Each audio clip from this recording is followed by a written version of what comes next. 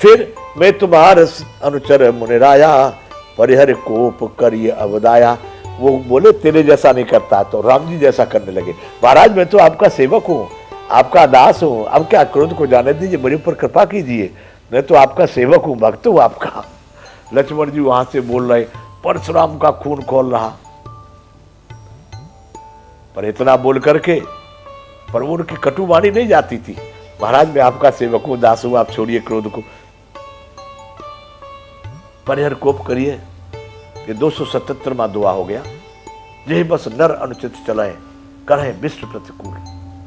महाराज मैं तो आपका सेवक हूं, मैं तुम्हारा सेवक मुनिराया अनुचर, परिहर कोप करिए, क्रोध को छोड़िए, महाराज दया कीजिए। अब व्यंग बोले फिर क्या कि टूटे चाप नहीं जुड़े रिसाने। अब तुम कितने भी चिल्ला लो, कितने भी क्रोध करो, टूट गया नहीं, अब जुड़ने वाला नहीं है, अब तो टूट गया, अब काहे को क्रोध कर रहे हो। टूट चाप नहीं जुड़े रिसाने, बैठे होए हैं पाए पिराने।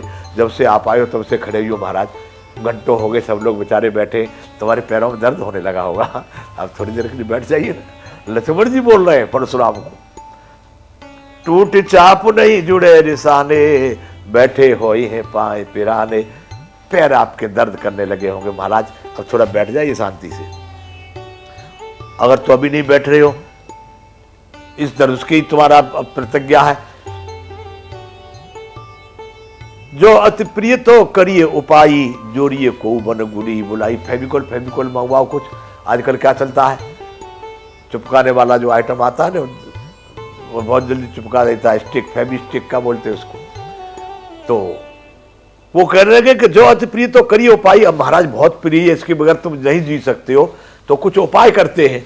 कोई बड़ा गुणकारी बुलाइए, कोई गुणवान बुलाइए, जो टूटे हुए धनुष को भी जोड़ने में सक्षम हो, ऐसा कोई बहुत प्रिय है ना आपको, तो फिर ऐसा करते हैं कि किसी गुणवान को बुलाइए और उससे जुड़वा देते हैं। और क्या होगा, अब तो ज्यादा तो टूट गया तो टूट गया, किसी बड़े गुणी को, कारीगर को बुला करके इसको जुड़वा दिया जाए धनुष को।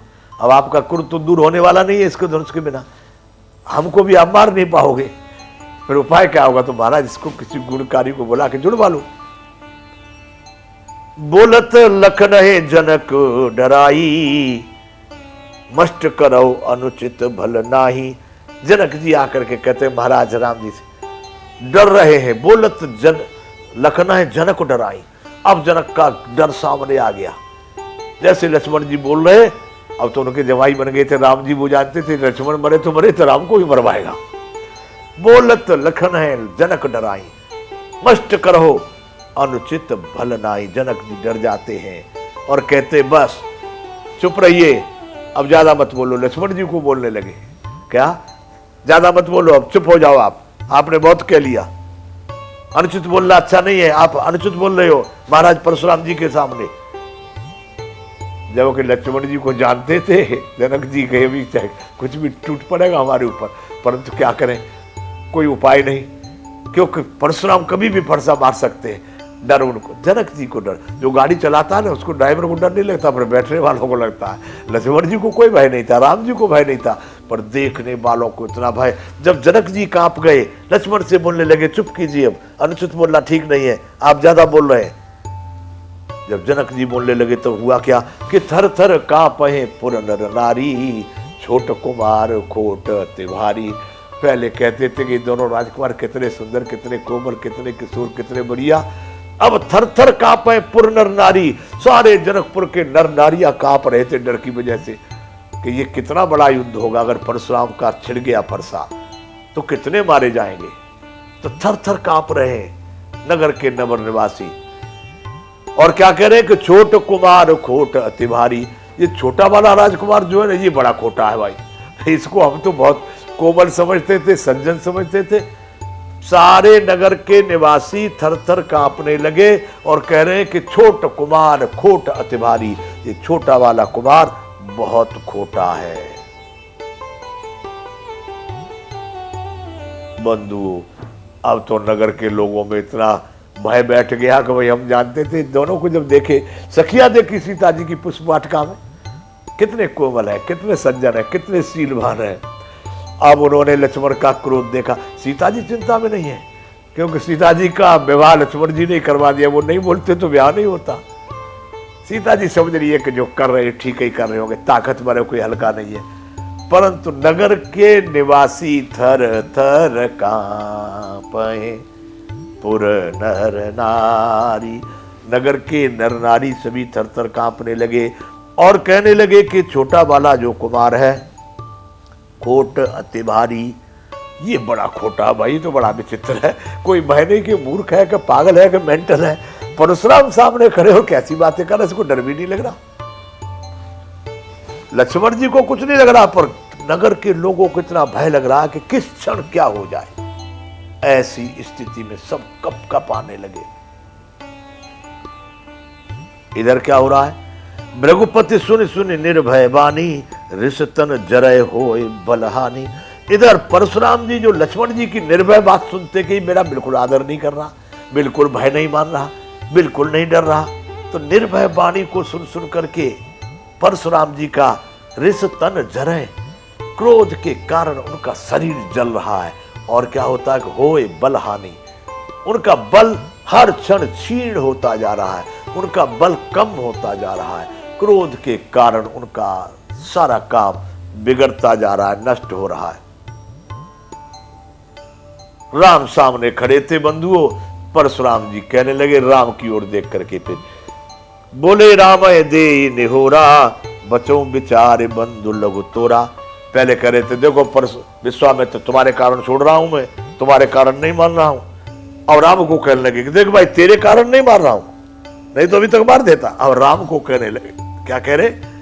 बोले राम है दे निहोरा, राम जी की ओर को संकेत करके, राम जी पर एहसान करके, देख राम छोड़ दिया मैंने, मारा नहीं ना, तुम्हारे कारण छोड़ दिया, नहीं मार देता उसको। लक्ष्मण जी सोच रहे पहले विश्वामित्र के कारण छोड़ रहे थे, पहले बालक के कारण छोड़ रहे थे, बालक है इसलिए नहीं मार रहा हूं, फिर कह रहे विश्वामित्र तुम्हारा है इसलिए नहीं मार रहा हूं, अब कह रहे अरे तेरी ताकत है मारने की भाई, उठाना पर्चा देखूं तो।